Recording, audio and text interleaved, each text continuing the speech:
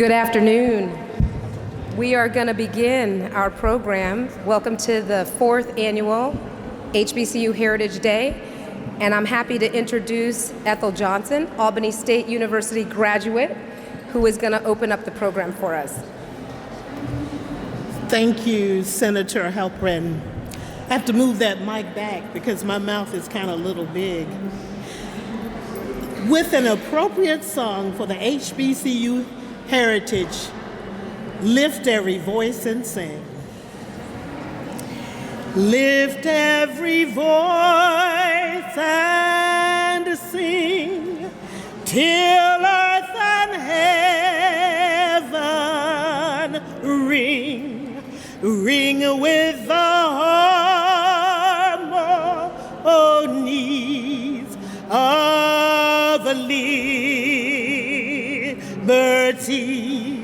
Let our rejoicings rise high as the listening skies. Let it resound loud as the rolling sea. Sing a song full of the faith that the dark past has taught us. Sing a song full of the hope that the present has brought us. Facing the rising sun of a new day begun. Let us march on till victory is won.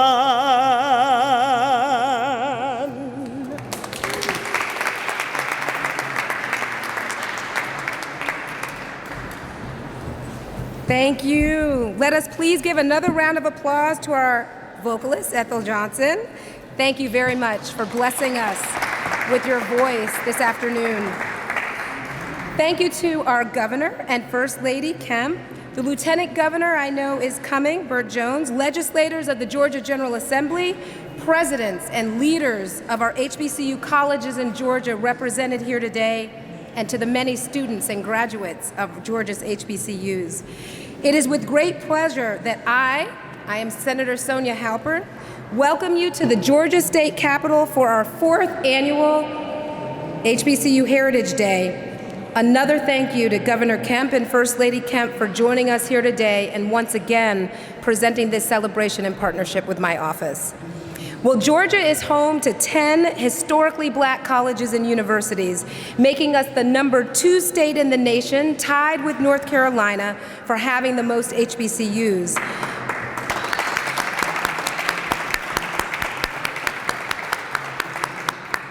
These institutions have played a vital role in our state's history and continue to shape Georgia's future. The colleges honored today are Savannah State University, Albany State University, Fort Valley State University, Payne College in Augusta, Spelman College, Clark Atlanta University, Morehouse College, Morehouse School of Medicine, Morris Brown, and the Interdenominational Theological Center. All 10 of these schools have positively impacted the lives of nearly 20,000 students altogether each year. Generation after generation, HBCUs play a vital role in elevating students' socioeconomic status, helping develop future business, civic, community, and faith leaders, and have provided a proven pathway to the middle class and beyond. So whether it's a first-generation college student like both of my parents were when they left Mississippi farm life for a world of new opportunities, or one of the 76% of HBCU students who are Pell Grant recipients, or those second or third generation students who are carrying the weight of family expectations, HBCUs offer a welcoming environment and the support needed to succeed. So today we are celebrating the rich heritage and ongoing legacy of Georgia's HBCUs. Please join me in welcoming my colleague, Senator Derek Mallow, who will lead us in prayer. And I wonder, I see the lieutenant governor. Thank you, Senator Halpern. To our governor and first lady, the elected representatives that are here today, to our HBCU presidents and all of you, thank you all for being here. Disclaimer, as a Baptist preacher, I will give a brief prayer, and when I mean brief, I do mean brief. So if you would, pause and join me in a word of prayer. Most gracious, eternal, all-wise, and all-knowing God. God, we thank you for a day that we have never seen and a day that we will never see again. Father, we thank you for each and every person that thought it not robbery to assemble themselves here today to celebrate the work that our HBCUs have done in the state of Georgia. Father, we just ask a special blessing upon our HBCUs, for we know that they have toiled the fields for many years to help produce some of the most best and brightest of our country and of our state.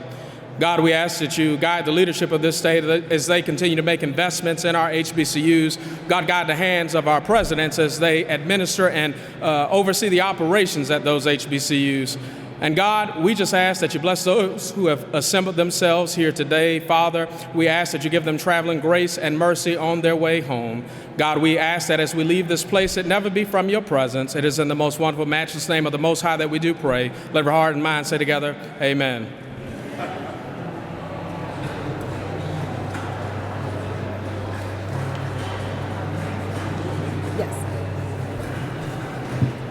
Next up, I am introducing the president, Marian Frederick of Albany State University. You might have seen that she was we just learned recently that she will be leaving Albany State University, so we will miss her extraordinarily capable hands in that institution. But she is coming to Atlanta, where she will be senior vice president, oh gosh, let me get this right, at Georgia State University, and chief of staff to that president, Brian Blake.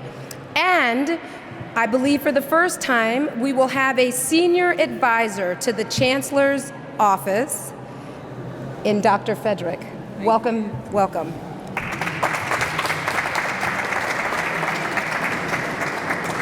Thank you. And Senator, when you say it that way, it gets me nervous. Good afternoon, everyone. Senator Halpern, thank you for continuing to bring this event to the Capitol every year. HBCU Heritage Day. I think this is the 4th annual HBCU Heritage Day, so thank you for that. Governor Kemp and Mrs. Kemp, thank you for continuing to support our HBCUs. Some amazing things have happened because of the support that you provided, so thank you so much for that.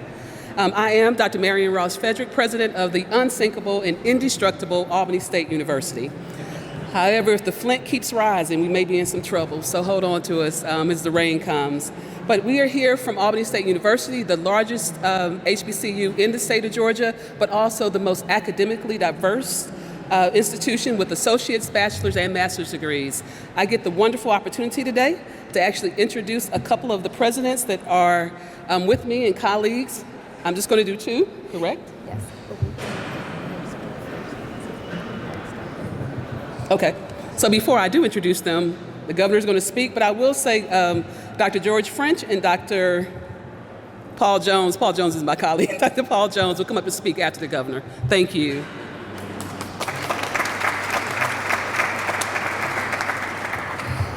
So our governor really does not need any introduction. We already know that he is a devoted husband, father, businessman, and a dedicated public servant.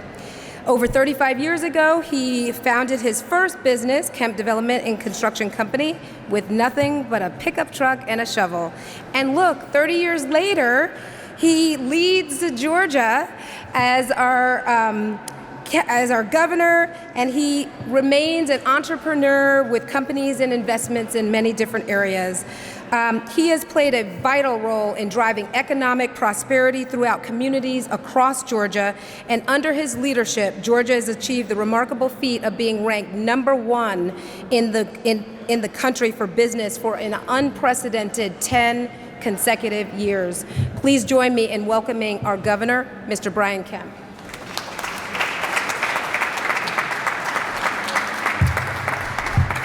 Well, thank you all very much. Thank you, Senator Halpern, for that and for also just taking the time to organize this event every year on behalf of our First Lady, Marty Kemp. We are excited to be with you for the 4th annual now HBCU Day at the Capitol. It's certainly an incredible opportunity for us to celebrate all these proud institutions have done and continue to do to enrich our state. I know our Lieutenant Governor Burt Jones has arrived. As you all know, this is a crazy busy time part of the session, so there's a lot of moving parts going on in the Capitol, and I appreciate you all bearing with all of us that are having to be places and be on the floor, and I know you'll hear from Lieutenant Governor Jones in just a minute. Also just want to thank the other members of the General Assembly that are here and that have supported this event in the past. You know, Senator Mallow, when he was praying, he left out the part about praying for a swift and drama-free end to the legislative session.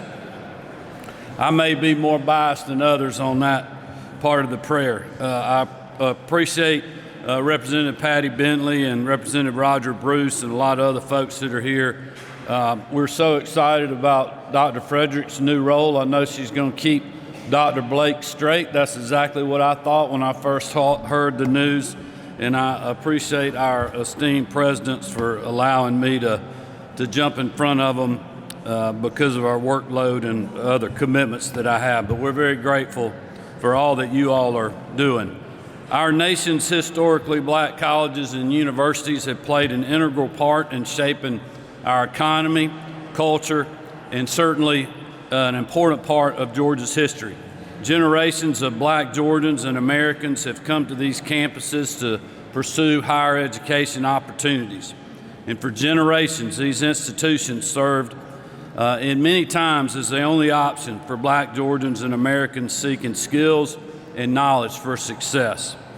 Today, our HBCUs are the campus of choice for so many across our state, but also across our country, because of their rich legacy, culture, but also pathways to success.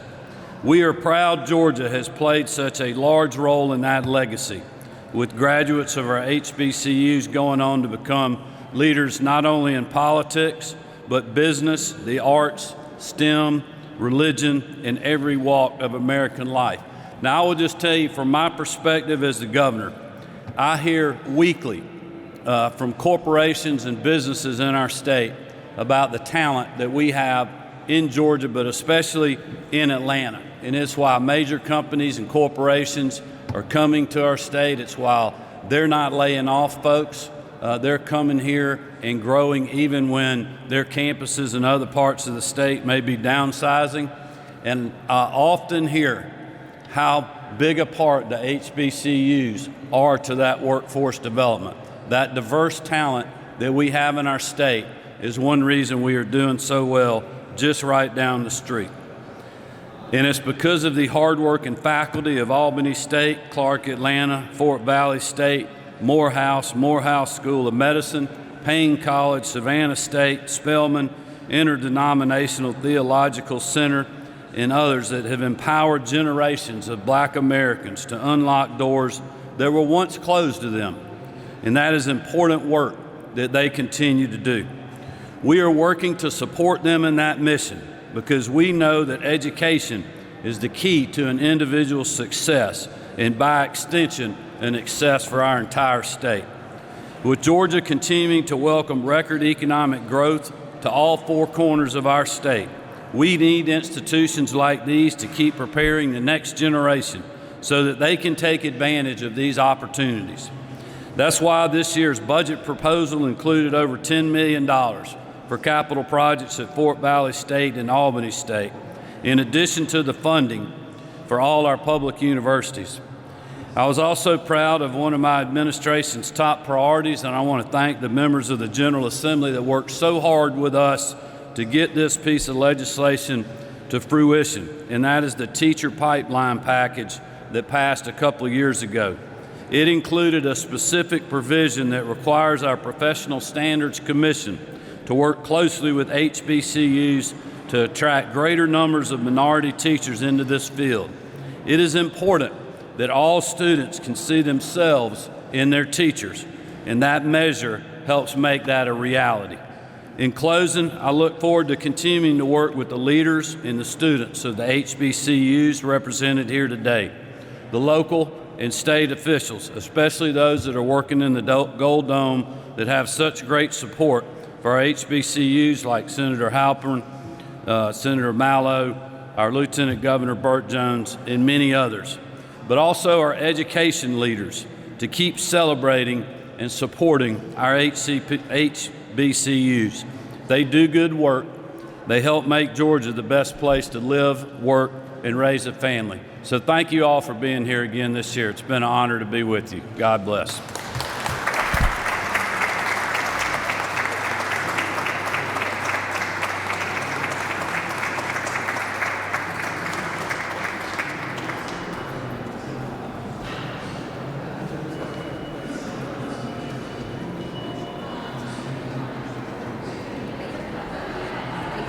Thanks for passing this. Thank you again. Thank you again. Thank you again, First Lady, as well. Okay, so now it is time to bring up two of our great presidents, President Jones, President French. Will you please join me at the podium? We've got represented here Fort Valley State University, who will talk to us about our schools. And of course, Fort Valley is one of our public HBCUs. He can tell you himself, but there's two land-grant institutions in Georgia, and Fort Valley is our HBCU land-grant institution established in 1895. That is just how long they have been educating students. And then we've got President French, who of course is the illustrious president from Clark Atlanta University here in Atlanta. Clark Atlanta has the distinction of being an HBCU that offers both undergraduate and graduate programs for its students, and it is part of what we colloquially and happily call the Atlanta University Center. Atlanta is the only place in the nation that has the largest and oldest consortium of HBCUs in the country. So it is a very unique asset that we have right here in the city, just miles down the road from this Capitol. And anyway, welcome, gentlemen. Thank you. Thank you.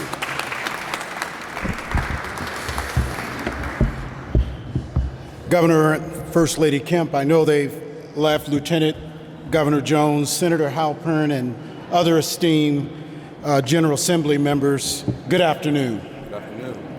As we gather here today to celebrate HBCU Heritage Day, we stand at the intersection of history and progress, reflecting on the profound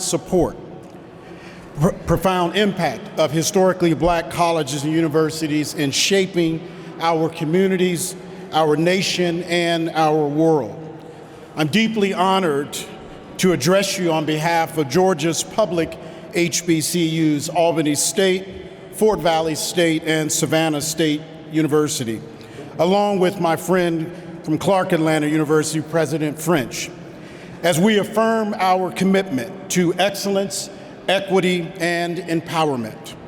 HBCUs are not just institutions of higher learning, they are beacons of hope, opportunity, and transformation. They stand as a testament to the resilience, perseverance, and brilliance of excellence, providing a nurturing environment where dreams take flight and futures are forged. The economic impact of the public universities in Georgia is staggering, totaling more than $584 million. These figures are not merely statistics, they represent jobs created, businesses supported, and lives transformed. And that's only the three public institutions I'm mentioning. But our impact goes beyond dollars and cents. HBCUs are pillars of their communities, fostering a culture of service, leadership, and civic engagement. We are catalysts for change, empowering our students to become agents of progress and champions of justice. Through partnerships in local businesses, government agencies, and nonprofit organizations, we are driving workforce development initiatives that prepare our students for the challenges of the 21st century economy. So let us celebrate HBCU Heritage Day with pride and purpose, knowing that our journey is far from finished. Together, let us continue to build a world where every voice is heard, every dream realized, and every life valued. Thank you, and may God bless our beloved HBCUs and the communities it serves. Thank you very much.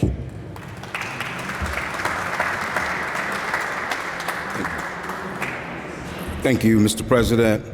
Most certainly to the Governor and First Lady in absentia, to our Lieutenant Governor and friend, Lieutenant Governor Burt Jones, to Senator Sonia Halpern, and all of your colleagues who have worked arduously to make this day a reality, to the distinguished Executive Director of the Atlanta University Center Consortium, Dr. Michael Hodge, and to my colleagues, the hardest working individuals in this nation without doubt. To my colleague, Dr. David Thomas, the president of Morehouse College. To my colleague again, Dr. Paul Jones, president of Fort Valley State University. And I'm gonna skip over this one, I'm gonna come back to that one intentionally. Madam President, congratulations on your new role at Georgia State University. We are proud of you.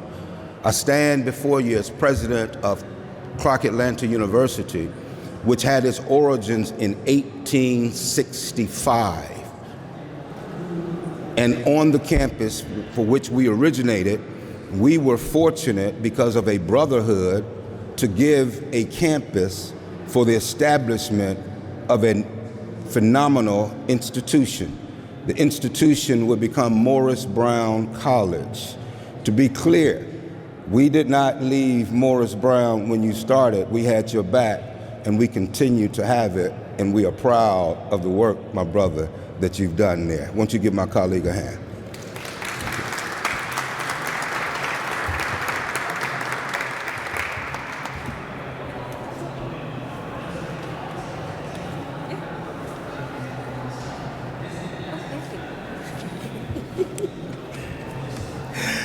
So what we want to celebrate today would be the work of the commission, the work of the legislature, the work of the senator in putting together resources to continue to support the HBCUs, public and private, within our state. We ask for legislators, those representing legislators, to get behind Senator Halpern, this effort and the efforts of all of our HBCUs, Representative Bruce. We thank you so much, Senator. I want to make sure that we recognize, thank you again to our presidents. We already heard from President Frederick, President Jones, President French. I want to also acknowledge President James, stand up, Morris Brown, President Thomas, Morehouse College, and Dr. Valerie Montgomery Rice, I know, is coming. She, of course, is the president of Morehouse School of Medicine. Can I invite Senator Mallow? I am going to let you, we're going to share the introduction of our Lieutenant Governor because our colleague, Jason Anavatarte, as you know, the work that we're doing on our HBCUs has been very bipartisan in nature. There is a lot going on today, but you do your intro, and then I want to say a few words too before you come up, Lieutenant Governor. As the junior senator to the senior senator, I of course yield. Our Lieutenant Governor Burt Jones is the 13th Lieutenant Governor. He's father, husband to our First Lady of the Senate, Ms. Jan Jones. Burt is also the President of the Senate, and he's our Lieutenant Governor, so I refer to him as Lieutenant Governor and Mr. President, and those terms are interchangeable. The Lieutenant Governor has been a friend to HBCUs. He has been very listening to our needs, and where he can help, he has helped. and most recently to commission a study for a veterinarian school. He's been working to address some of the infrastructure needs at Savannah State University. I know for a fact he has been integral in some of the needs at Albany State University as well on the Senate side, and we're grateful to have someone who will listen to our issues. And he has not only come and listened, he has also come and visited our HBCUs to see what we have to offer, to see the excellence that takes place on our campuses, and also to understand better the work that you all do and that we do as an HBCU alum each and every day. And I cannot say thank you enough for that work. And I will now yield to the senator from Atlanta. I am only co-signing on this to say that our lieutenant governor, we served together in the Senate since I've gotten there. We had served together as senators. He does not have an HBCU himself in his district. He served as a senator for 10 years, but has visited some of the Atlanta ones. As we started talking about HBCU work, he asked great questions. He was very curious about the work happening on these campuses, and together we decided that there was no better way for him to better understand them, but to actually get on to those schools, get in front of those schools.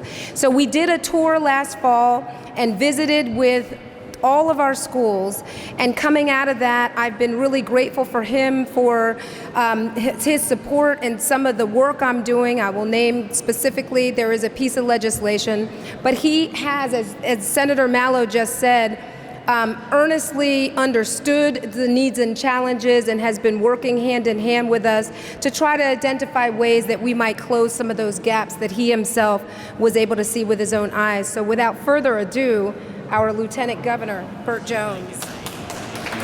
Appreciate it. Thank you, thank you. Thank you, thank you, thank you. Thank you, everyone. I appreciate Senator, that nice introduction. Also, my favorite senator from Savannah right there. I enjoy Senator Mallow. I thought he was a lawyer, and I found out he wasn't a lawyer, and I was like, surely he's a preacher, you know, the way he gets up in the well, and he's not a preacher either. And I was like, what do you do for a living, Derek? You know, because you talk too good, you're too smooth to not be one of those two. He goes, I'm just a good salesman, Lieutenant Governor, so he does a great job, and it's always a pleasure serving with and doing work with Senator Halpern and what she's done for HBCUs and what she's done to bring the HBCU initiative to the forefront. And she came to us last year. We're very fortunate here in the state of Georgia. We have a lot of opportunities in this state in a lot of different realms, whether we're talking about in the medical field, in the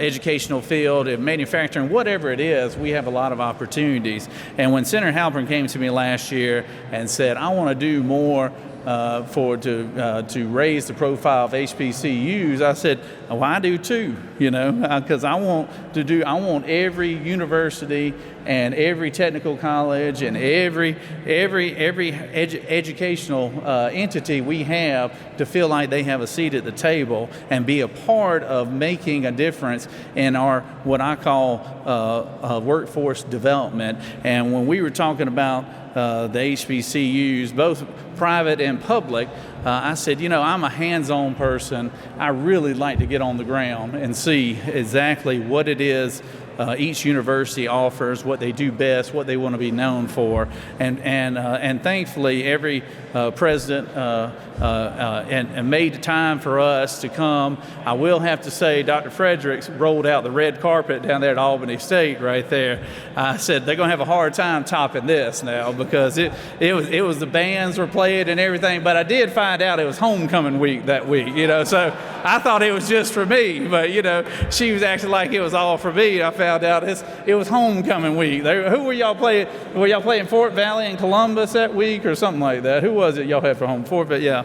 So anyways, but she had me fooled for a little bit. But if I had not gotten down there, I wouldn't have seen the thriving campus population, the need for us to do more student housing down there, the curriculums that we need to focus on, and I can assure you the governor was helpful in us getting the money for us to do the remodel on the Hightower facility, wasn't it, I believe? And so I was proud to do that. I'm sad to see you go, I'll be honest with you, but congratulations on your new venture, and I know you'll do very well at Georgia State. But had we not gone on those trips, I wouldn't have gotten to see what a marine biology program we had at Savannah State University, which is something we need to highlight, as well as at Fort Valley, the agricultural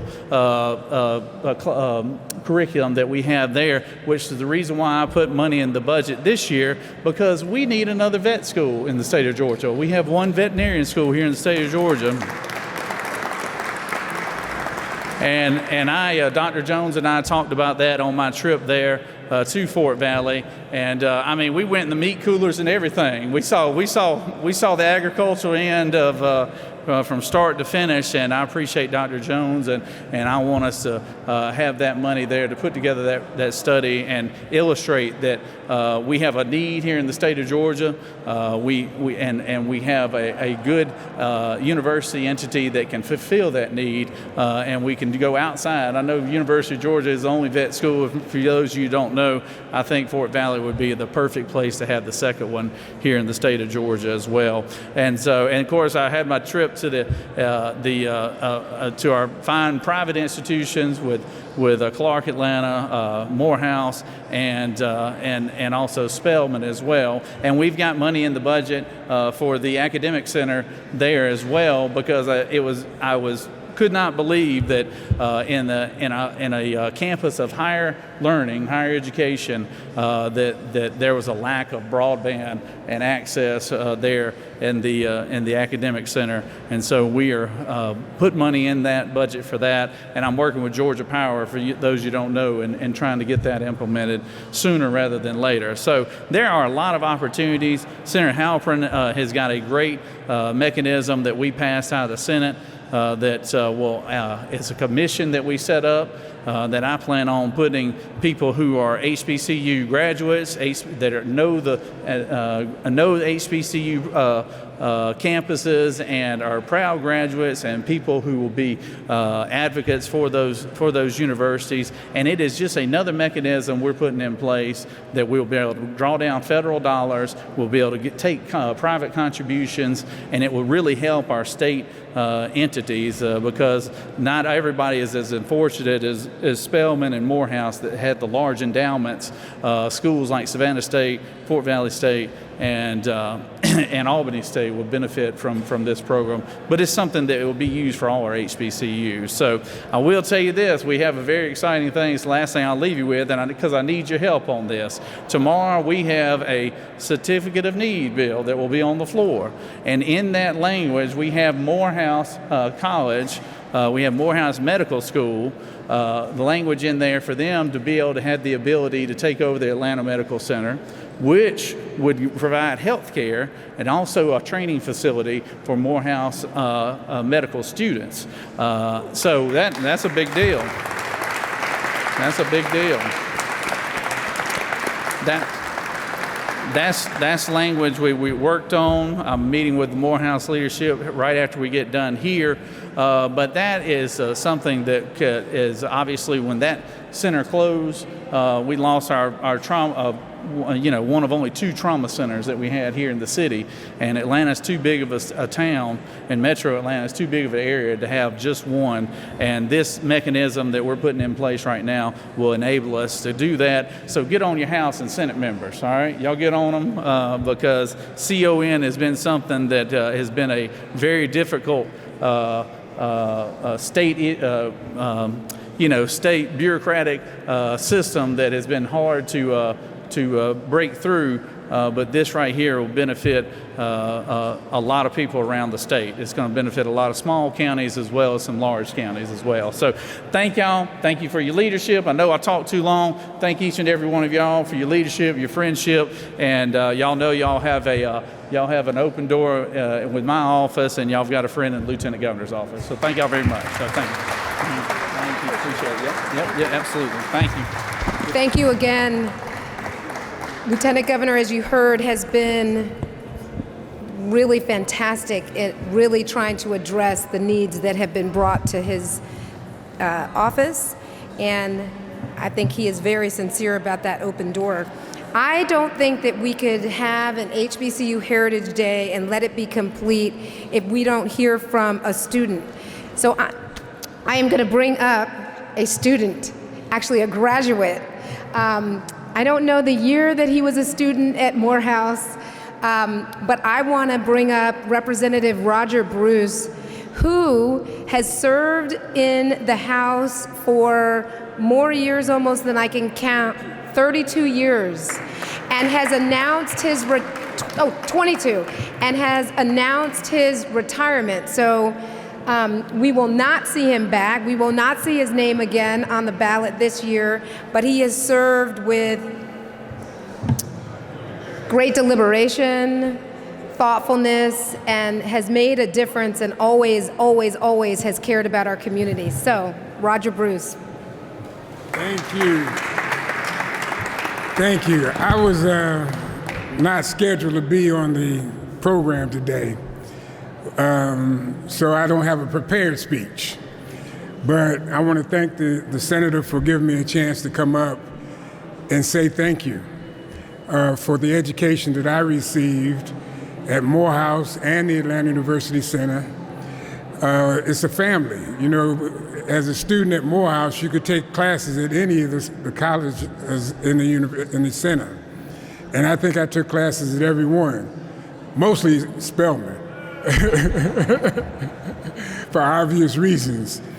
But I also served on the board of ITC for 20 years. And it is truly a family. And you know, when you leave there, you are prepared. They prepare you for the challenges that you face. They prepared me to be down here for 22 years, serving the public. And I don't want to talk long, but I do want to share a story if I could. I tried to get my son to go to Morehouse. You know this story. I tried to get my son to go to Morehouse. He said, "Dad, I don't want to go to Morehouse." I said, "Why not?" He said, "Because I want to have a good time and I don't want everybody calling you, telling you what I'm doing." I said, "Well, what are you going to be doing that you don't want me to know about?" He said, "Whatever you did, I'm probably going to do that too, and you didn't want anybody to know about it." So I said, "Well, where do you want to go?" He said, "I want to go to Hampton." I said, "Fine." We drive up to Hampton. I think we were on campus 10 minutes. And this guy walks up, he says, "Representative Bruce, how you doing, man?" I said, "I'm good." He said, "I was in your class at Morehouse." I said, "Well, what are you doing now?" He said, "I'm the dean of students." My son was about to have a heart attack. It is one big family. And I really appreciate, letting me come up, because I really want to say thank you to all the presidents for the work that you do, and to let you know I'm still in office till the end of this year. And I'm going to do everything I can to do whatever I can now and in the future to help you guys continue the legacy of making sure that our children are prepared for the struggles in this world.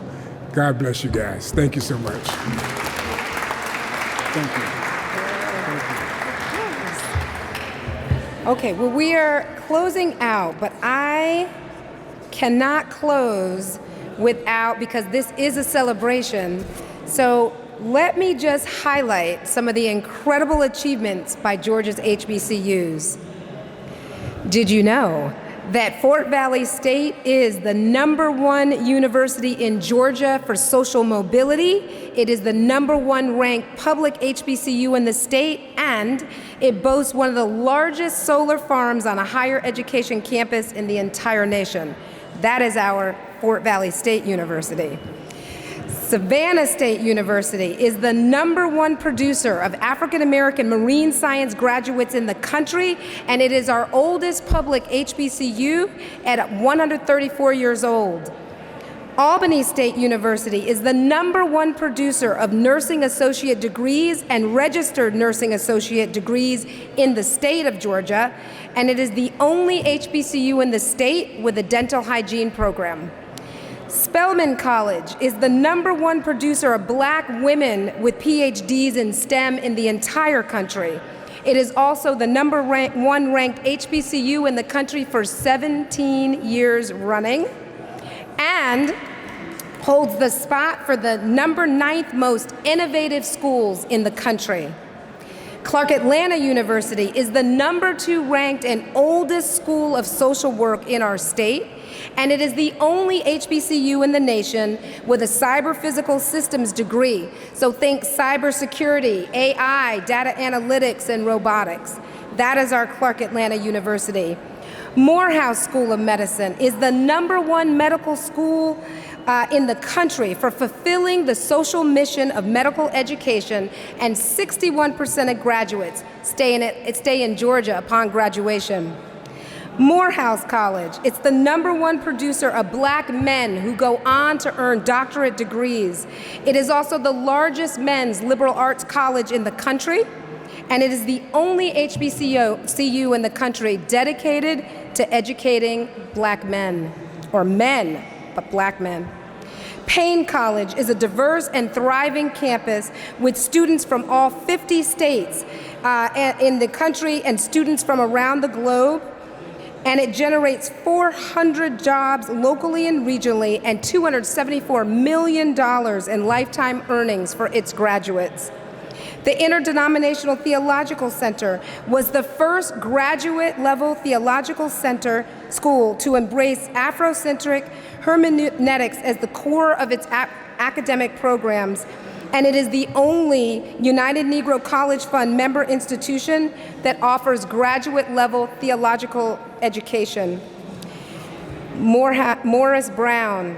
Morris Brown just recently received its accreditation after 20 years. It is one of the few, if not, is it the only still? It is the only HBCU in the country that has ever lost its accreditation to regain it, and that has happened under the steady leadership of Dr. Kevin James. Our schools are thriving. They are well regarded across the nation. They are doing amazing work inside of our own state, and ultimately, these institutions of higher learning are terribly important to the overall ecosystem in our state, whether we're talking about economic development, workforce development, their positions in the communities and the access that they have throughout our state. It is worth our time. It is worth our effort to continue to put a highlight and a spotlight on these wonderful institutions. And I thank you for celebrating with us again this year our schools. I will recognize Dr. Valerie Montgomery Rice, Morehouse School of Medicine, who has walked in. Thank you for being here. I want to thank you all for joining again today.